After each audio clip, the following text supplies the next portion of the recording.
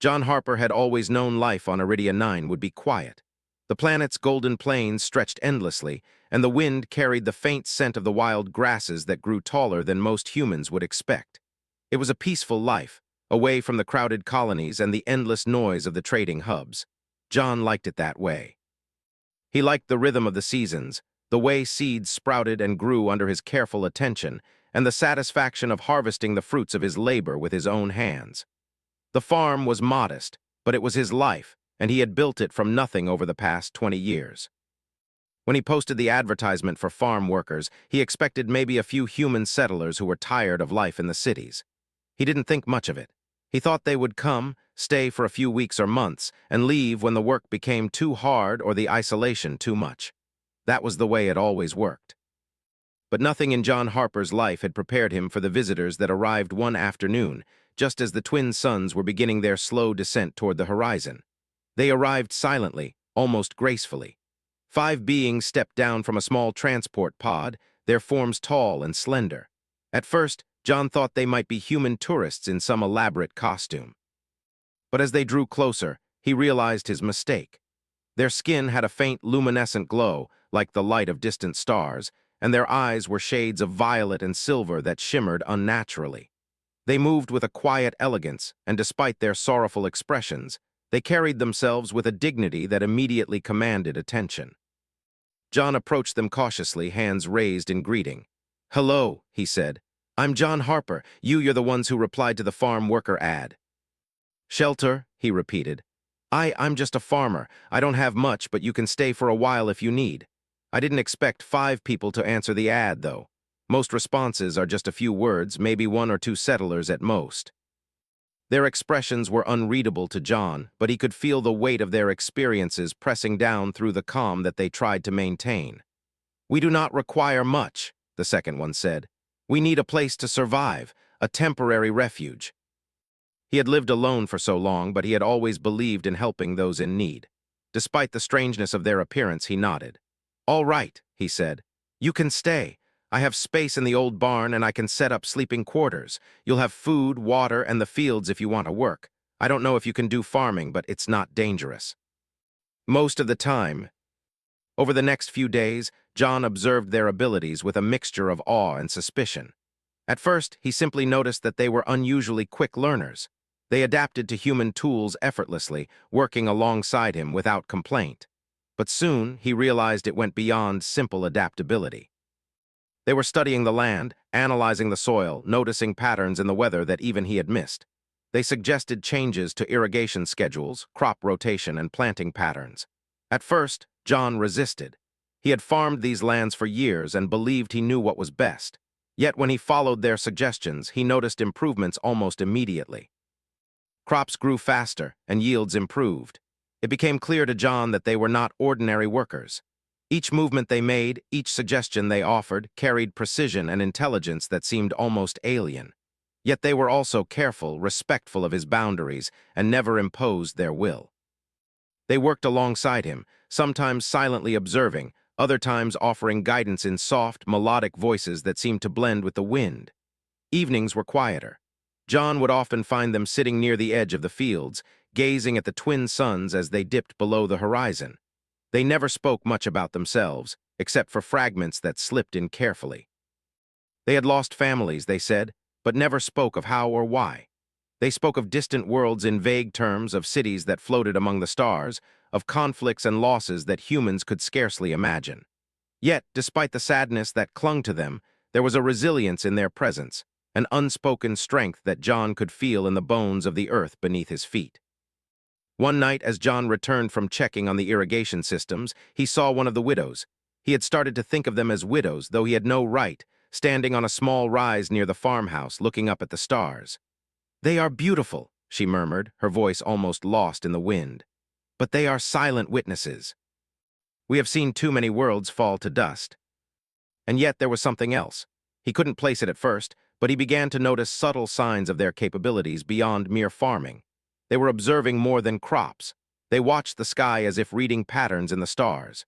They scanned the surroundings with precision, noting even minor disturbances in the wind or the faintest sounds in the distance. Weeks passed and the farm thrived. John could barely believe it. His modest farm had transformed into a small marvel of efficiency and productivity. Crops that once struggled now flourished. The soil seemed healthier, the water distribution perfect. Word began to spread to nearby colonies, though John was careful not to boast. Traders and neighboring settlers whispered about the strange farm that seemed to prosper far beyond its expected potential. Yet beneath the calm, John felt the tension of the unknown. He did not understand the full extent of the widow's pasts, and he wondered why they had come to him of all humans.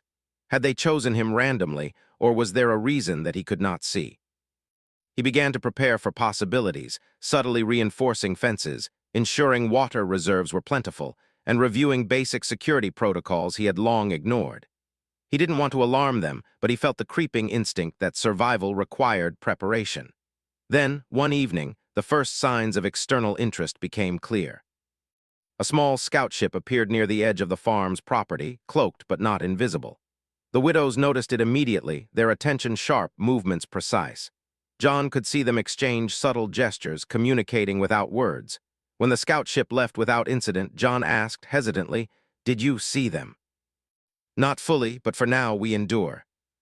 Humanity had never faced beings like these before, and yet somehow he felt that he was a part of something much larger than he had ever imagined. Days turned into weeks, and John's bond with the widows grew. He learned their names, Amara, Selin, Tavia, Leora, and Vera, and discovered small, personal traits that made them more than distant, elegant figures. Amara had a dry sense of humor that emerged in fleeting moments. Selin loved studying the movement of clouds, fascinated by patterns that humans took for granted. Tavia often hummed quietly while working, a haunting melody that filled the air with warmth. Leora had a way of teaching that was gentle but firm, guiding John in small but significant improvements to his own techniques. Vera was quietest of all, observing and analyzing, but when she spoke, her words carried wisdom that left John thinking for days. It was during one of these quiet moments that John finally understood the depth of what he was witnessing. The widows were not just survivors, they were strategists, engineers of life itself. Their minds operated on a level humans rarely achieved, blending intuition, intelligence, and creativity in ways that made even his best ideas seem simple. He felt both humbled and invigorated. For the first time in his life, he was not the smartest or most capable person on his land, and it thrilled him. One evening, as the twin suns set in a blaze of gold and violet, John stood with Amara near the edge of the fields. "Why us?" he asked. "Out of all the humans in the galaxy, why choose a lonely farmer? You are not extraordinary yet, but you had the qualities we could trust. Humanity has the potential to endure more than most species. You will see it soon enough." The real test, he realized, would come not from the quiet days on the farm, but from forces he could not yet see, forces that had hunted the widows across the stars, and now might one day track them to his doorstep. But for now, he pushed aside fear. He returned to his work, guided by the subtle wisdom of his 5 alien companions. Together, they cultivated the land, learned from one another, and built something extraordinary. Humanity, he realized, had survived worse challenges, and with allies like these, there was no limit to what could be achieved. And somewhere in the vast expanse of space, unseen eyes were watching, noting the quiet rise of a farm that no one had expected to flourish, a human who had opened his life to the unknown, and 5 alien widows whose presence would change not only his life, but the fate of those who underestimated the enduring strength of humanity. The Golden Plains stretched endlessly, and John knew the true adventure had only just begun. Life on the farm had changed in ways John Harper could never have imagined. The arrival of the 5 alien widows had transformed not just his daily routine, but the very rhythm of the land. Where once the fields had struggled, now they thrived under their guidance. Crops grew faster, irrigation flowed smoothly, and even the soil seemed healthier, as if the presence of these beings had somehow breathed new life into the farm itself. John had begun to understand that he was no longer the only one shaping the future of this land. Amara, Selin, Tavia, Leora, and Vera moved through the fields with a precision that John had never seen before. They worked together silently, communicating in subtle gestures and expressions that he could barely decipher. He had tried to ask questions about their past, about the war they had fled, but their answers were always vague, layered with caution. It was clear that they had survived horrors that humans could scarcely imagine, and they carried those memories carefully, like fragile glass. Despite the calm appearance of the farm, John felt a growing tension. The widows were more than clever farmers. They observed the skies, listened to the wind, and often paused in the middle of a task to scan the horizon. He had noticed it before, a subtle alertness that seemed unnecessary for a farm, but now it made sense. They were survivors trained in vigilance, and they knew that danger could appear without warning. One afternoon, a small group of traders arrived at the farm, drawn by rumors of the unusually productive land. They were humans, but their attitudes carried the arrogance of those who underestimated what a lone farmer could achieve. "You've got lucky soil," one trader said with a sneer. "Or maybe someone's helping you cheat the system."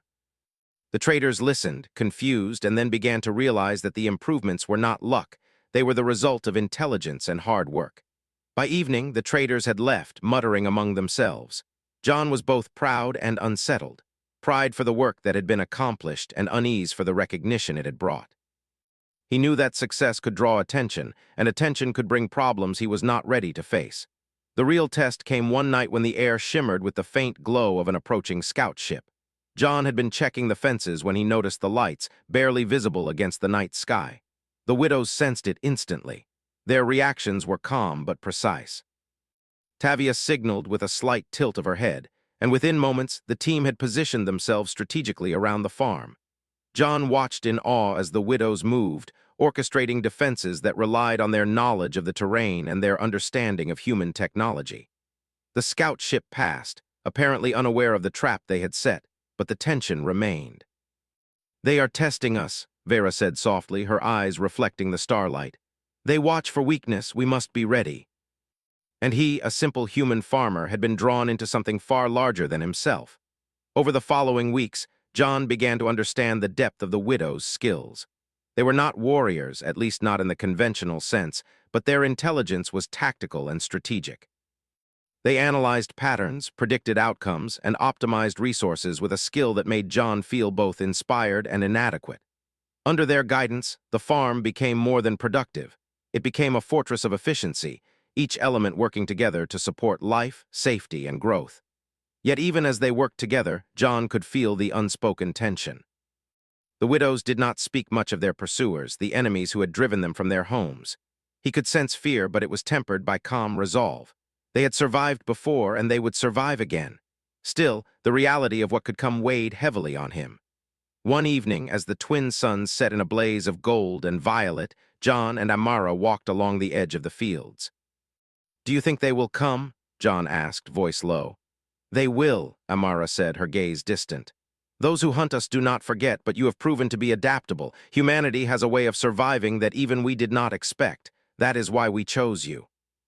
The idea that his people could survive, adapt, and even aid the widows was empowering, yet the thought of an imminent confrontation was daunting. He realized that he was no longer farming for leisure or profit. He was preparing for survival, his own, the widows, and the farm itself. Days later, signs of the approaching threat became clearer. Strange energy readings appeared on the outskirts of the property, and small disturbances in the soil suggested that scouts had been here. The widows did not panic. Instead, they began to organize the farm in ways that John could barely understand. Traps were set, not violent traps, but systems that could delay or confuse any intruder. The fields themselves became part of a strategy, with hidden channels, false paths, and obstacles that could turn a simple raid into a disaster for the attackers. John was amazed. He had never considered that a farm could be used in this way, as a defensive structure. But the widows had turned it into something greater than the sum of its parts. He began to see a new potential in humanity, something that others in the galaxy had underestimated. Humans were resilient, inventive, and unpredictable, and when combined with the widow's knowledge, they were formidable. One night, Selin called John to the barn. "Look at this," she said, pointing to a small screen displaying an incoming ship pattern. "They are testing our responses. They will come for us, but not yet. We have time to prepare." Humans could endure, and they could fight in ways that the enemy would not expect. Weeks passed, and the farm continued to thrive. Crops reached record yields, and even the soil seemed richer. John worked tirelessly alongside the widows, learning from their expertise while contributing his own human ingenuity. Together, they were more than a farm. They were a community of resilience, intelligence, and strategy. Then one morning, a small attack occurred. A group of scouts from the pursuers appeared near the farm, attempting to steal supplies and gather intelligence. John was ready. The widows had prepared him well. Using the traps, decoys, and systems they had devised, they turned the attack into a demonstration of human-alien coordination. The scouts were confused, delayed, and eventually forced to retreat without taking anything. John felt a rush of triumph. This was the first time he had faced an enemy with his own hands and mind, guided by the widow's strategies. He realized that humanity had a hidden strength, one that relied not on raw power but on creativity, adaptability, and determination. The galaxy might underestimate humans, but those who did would soon learn their mistake. As the sun set that evening, the 5 widows gathered near the edge of the fields. "You have grown stronger," Vera said softly. "We have seen it. Humanity is more resilient than we believed.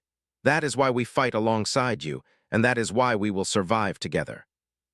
Humans could endure loss, adapt to any challenge, and fight in ways that no enemy could anticipate. With the widows by his side, he realized that nothing was impossible. But the threat was not over. John knew that the scouts were only the beginning.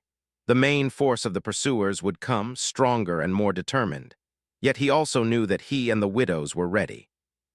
The farm was no longer a simple plot of land. It was a fortress, a sanctuary, and a symbol of human potential. Together, they could face whatever challenges lay ahead. In the quiet of the night, as John walked among the fields, he felt a sense of purpose he had never known. He was no longer just a farmer. He was a protector, a strategist, and a part of something greater than himself.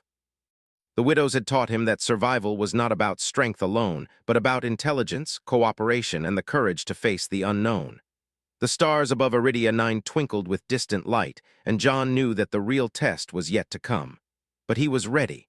Humanity had endured, and with allies like the widows, it would thrive.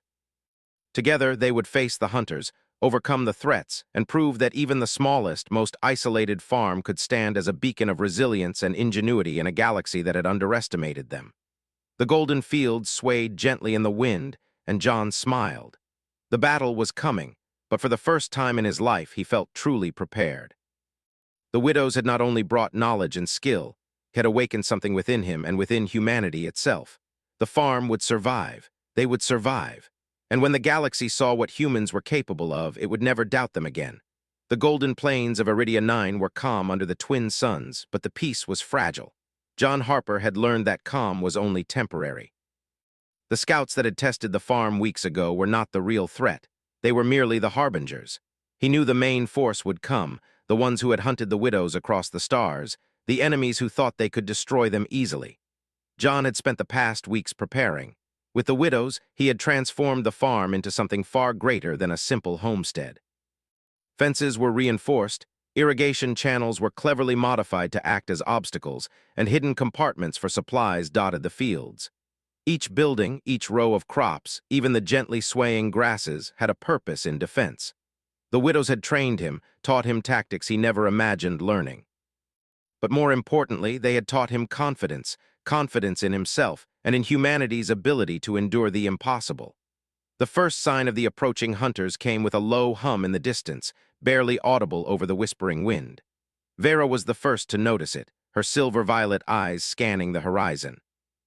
She signaled the others, and immediately the farm came alive with controlled movement. Tavia positioned decoys near the outer fields, while Selin and Leora coordinated traps along the hidden channels. Amara guided John to the central barn, where he could oversee operations and communicate with the widows. "They will not underestimate us," Amara said, her voice steady but carrying a quiet intensity. "They may have hunted our people across many systems, but they have never faced humans who fight with minds as sharp as theirs. You are ready, John. We are ready." Their presence was imposing, a stark reminder that these were not ordinary intruders. They were professional, experienced, and lethal. But John did not panic. Instead, he felt the calm that came from preparation. Every move had been anticipated, every detail accounted for. As the first group of hunters attempted to land near the edge of the fields, they triggered the first set of defenses. Water channels redirected their path, creating obstacles that slowed them down. Hidden automated devices created harmless but startling disruptions, confusing their sensors and forcing them to split their focus. The hunters were cautious now, realizing this farm was not ordinary.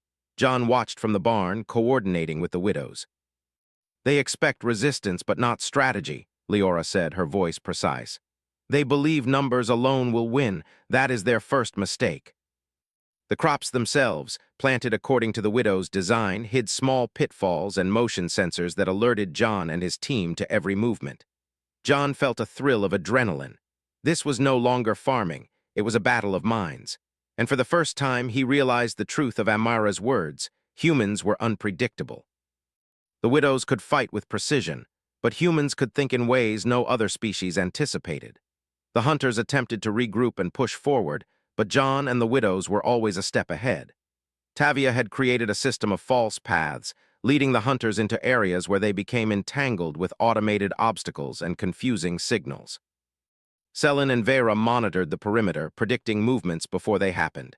Every advance the hunters made was countered with clever misdirection. Then came the moment of confrontation. A squad of hunters had made it to the central barn, where John and the widows were observing.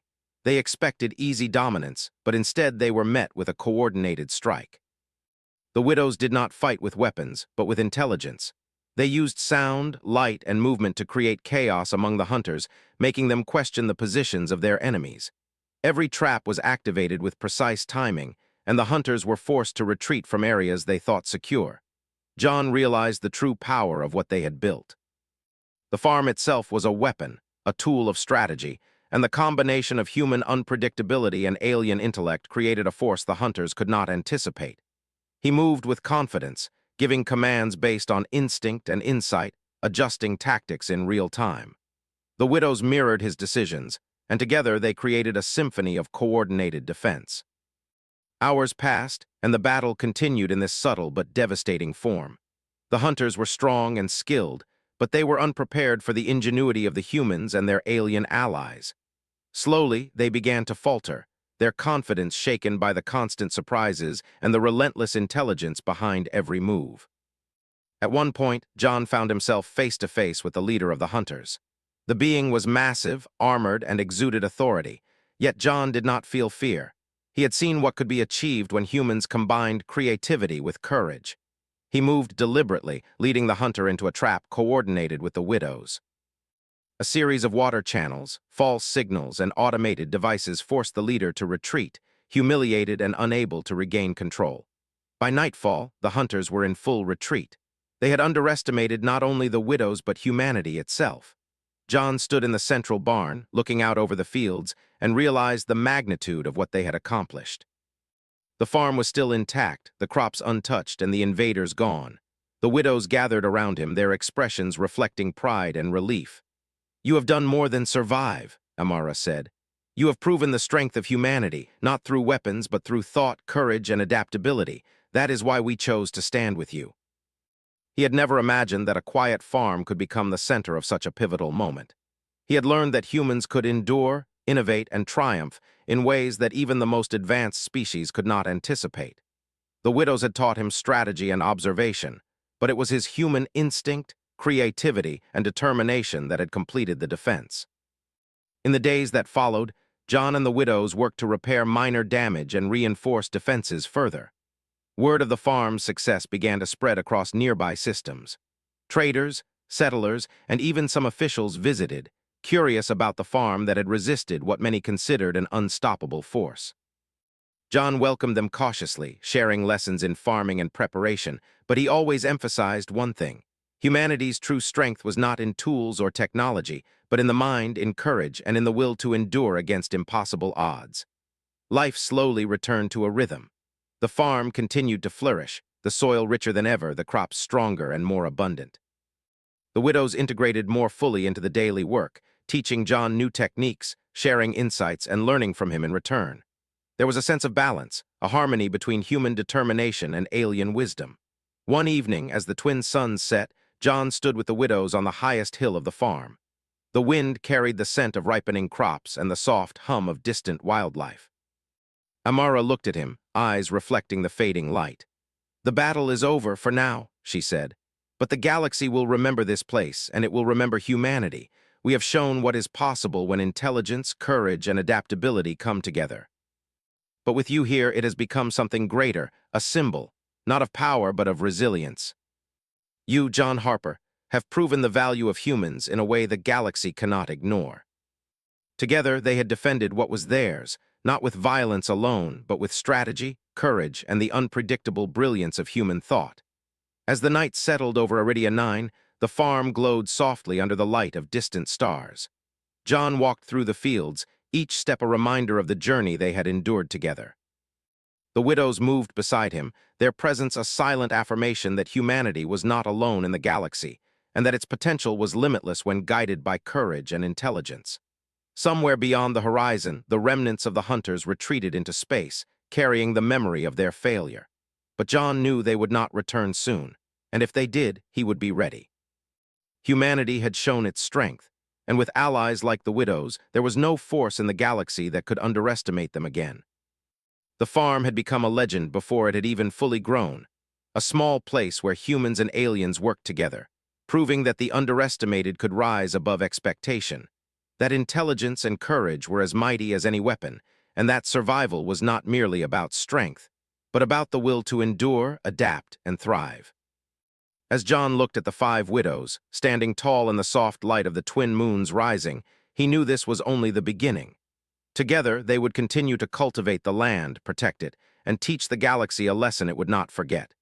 Humanity, resilient and clever, was a force to be reckoned with. The golden plains of Iridia 9 swayed gently in the wind, carrying the quiet promise of future triumphs. And in that moment, John Harper understood that the greatest victories were not those of brute force, but of thought, courage, and the enduring spirit of humanity.